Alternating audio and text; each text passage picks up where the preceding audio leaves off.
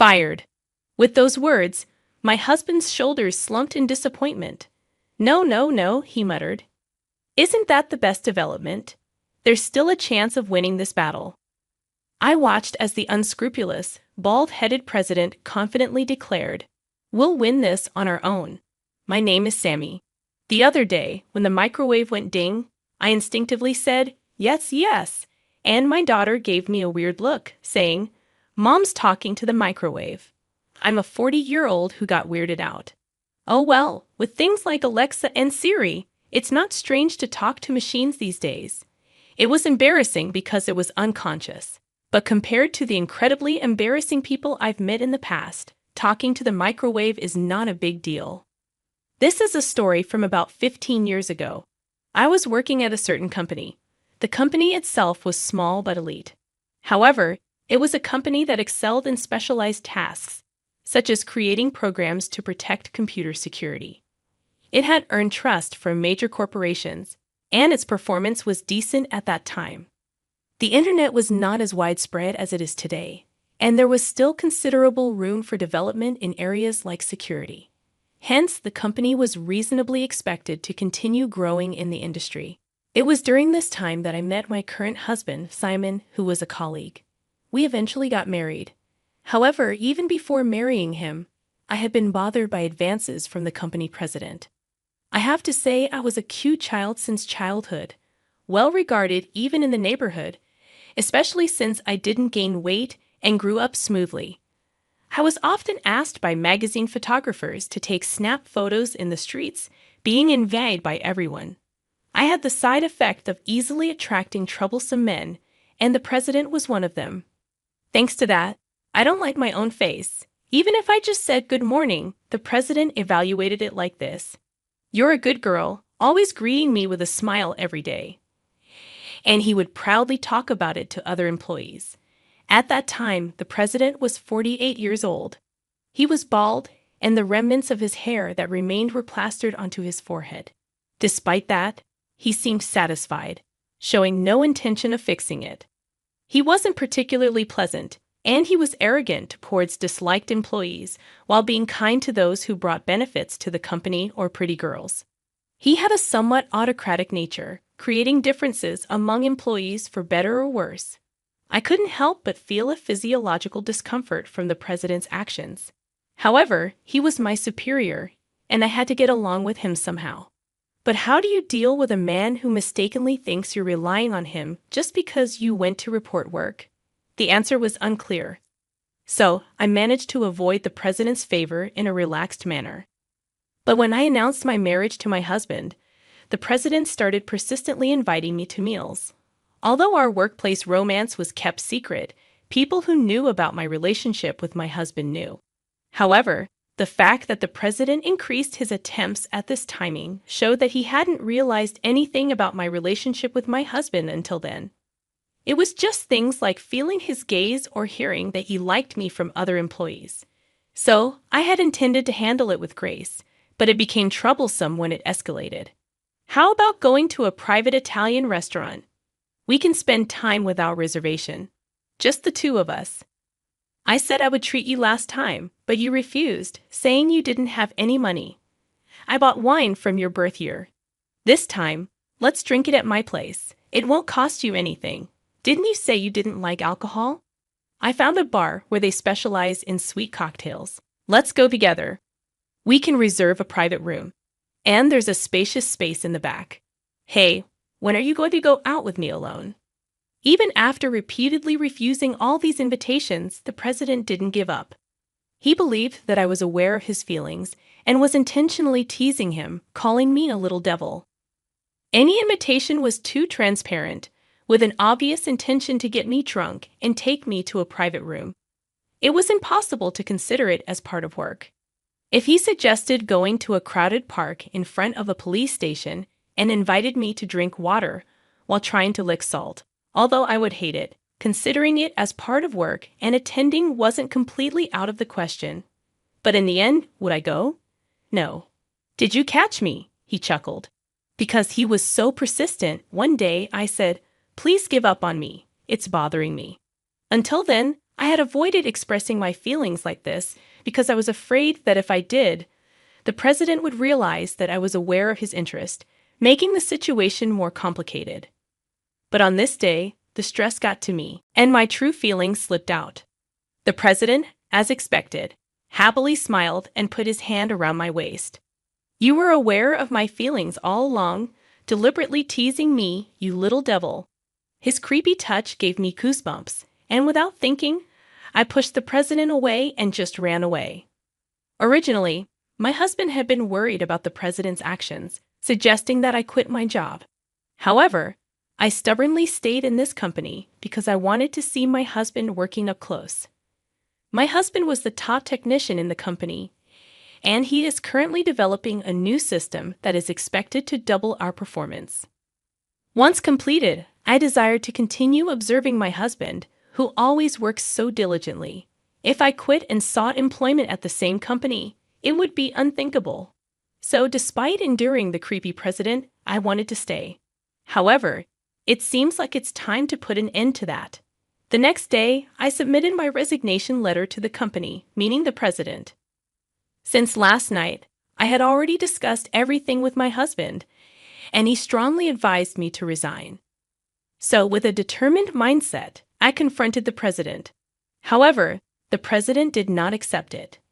He tried to retain me by offering various favorable conditions, such as raising my salary or giving me a higher position.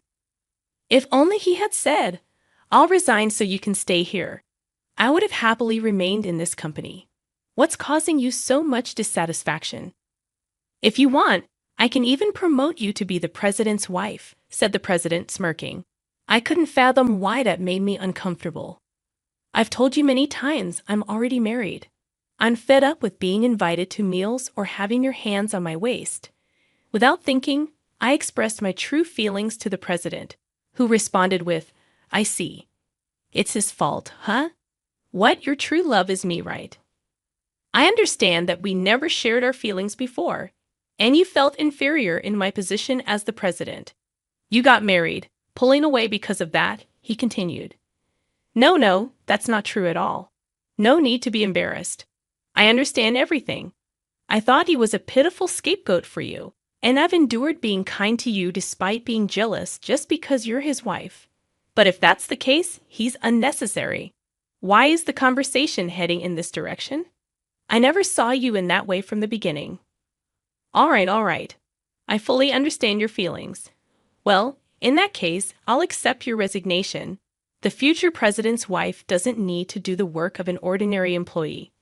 I'll let you enjoy a more comfortable life." Saying that, the president pocketed my resignation letter and disappeared from the president's office. It's hopeless. The communication is unbelievably ineffective. What does he mean by blaming my husband? How did that bald guy interpret things?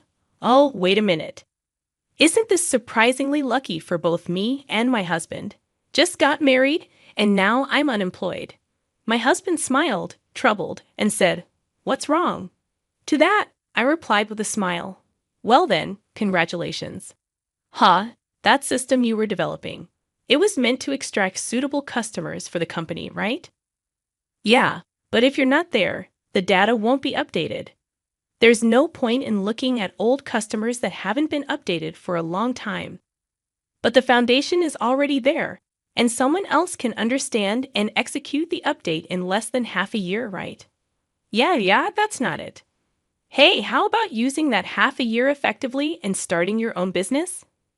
To my proposal. My husband looked surprised, but ultimately burst into laughter, saying, "You're quite cunning. That's good. I can work with my husband again." My husband's actions from that point were swift. 30 days after being fired, as the president declared, we used our savings to start a business. During this time, my husband had been talking to the outstanding employees of the previous company. "If you want, how about joining our company?" Well, it was more like headhunting. The bald president, who couldn't even use a computer, was often unaware of the struggles on the front lines and would often impose impossible tasks. Thus, other employees said, "If there's any company where you who can do the job better than anyone will understand the side of the workers, it's yours." As a result, almost all employees decided to switch to my husband's company, leaving only the upper management whom the president favored. If I had stayed in that company, I might have been among them. Furthermore, following my suggestion, my husband developed a new system, an upgraded version of the one built in the company. He leveraged his connections from the previous job to not only secure jobs, but also created 2 new security systems and sold them to other companies. Originally, in a field with few competitors, people tended to flock to companies that produced better products. The number of companies requesting work increased rapidly, and within 4 years of starting the business, my husband's company became the industry leader. With the company's performance on the rise, the employees were feeling elated until one day, the president suddenly visited our company. Unable to ignore him, my husband reluctantly guided the president to his workspace, doubling as the president's office. Worried, I also accompanied them. "What can I do for you?" my husband asked as the president immediately bowed with tears and apologized. "I've been watching your actions for the past few years. I now realize that Sammy really hated me. I genuinely regret it." My husband listened quietly. He explained that the previous company was in financial trouble, short of staff, forcing excessive overtime on employees, and unable to pay overtime wages. If asked whether I wanted an apology, it didn't matter at this point. After all, my husband is clearly earning more now than when he was at the previous company, and he has increased the salaries of the employees. No matter what the president said, we're happy now, so it's fine. I had no interest in the president's apology, and it was just a waste of time. "If that's all you came for, could you leave? We're busy too." In response to my husband's words, the president got off the sofa, sat on the floor right there, and pleaded, "Please come back to our company. With you, our performance should recover. Please help us." The president bowed down, rubbing his forehead on the floor, but my husband quietly shook his head. "Since the day I was fired, I'm no longer an employee of your company. I have a responsibility to protect the employees of my own company, so I can't go back to your company. Please do something. I beg you. If you resign as president and your company comes under ours, that's fine," the president suggested desperately. Under no circumstances, my husband replied firmly, "I'm not sure what's best in this situation since it's my first time." "Wait, are you asking me to resign as president?" "Of course. What you did to my wife in the past was an act that trampled on the morale of female employees. Nowadays, overworking is criticized by society. It's only natural. While what happened to me is now considered unacceptable by society, at that time it was quite a gray area. It was an era where it depended on the individual's interpretation. Even if someone claimed they were touched inappropriately, you receive excuses like no ulterior motive, just a stumble, overly conscious woman, or face defamation, denying the truth, and eventually getting fired. The situation with overtime was different until then. Ignoring labor laws and allowing excessive overtime was common. With changes in laws and a gradual shift in public perception towards long working hours being bad, the president's actions would be harshly punished if reported to the appropriate authorities. At first, the president kept repeating, "Isn't there any other option? Please spare me from resigning." But realizing the gravity of his actions, he understood that remaining at the top of the company was impossible. The president stepped down from his position, and my husband absorbed and merged his company. All the employees were taken in, and the overtime pay that couldn't be paid was settled. Here, since our company was flourishing, it actually turned out to be a relief. The president's company had low wages, so the overtime pay wasn't a significant amount. We won. When you proposed that I should start a business when I became unemployed, I never thought we could expand the business enough to crush the president's company. I believed in your ability. Really? Aren't you just trying to flatter me and boost my ego? No way. You caught me. While talking about such things as a couple, I sincerely felt relieved that everything went well. Later, it turned out that someone leaked the conversations in the president's office, which I never told anyone about. The embarrassing actions of the president, who used to flirt with me, became public. Since it's a small company, it didn't make it to the news on television, but it was reported in local newspapers, including the overtime issue.